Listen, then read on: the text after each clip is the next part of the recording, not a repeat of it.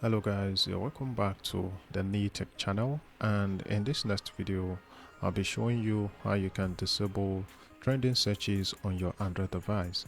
Now the first thing you want to do is to go to the settings app on your Android. Settings, just scroll down to find your Google app and then click on it, and then click on all services on the right side of your screen. And from under settings for Google Apps, just go ahead and click on search assistance and voice, and once it's opened, just scroll down to other settings, language, autocomplete, autoplay. That's about the second to the last option on the screen.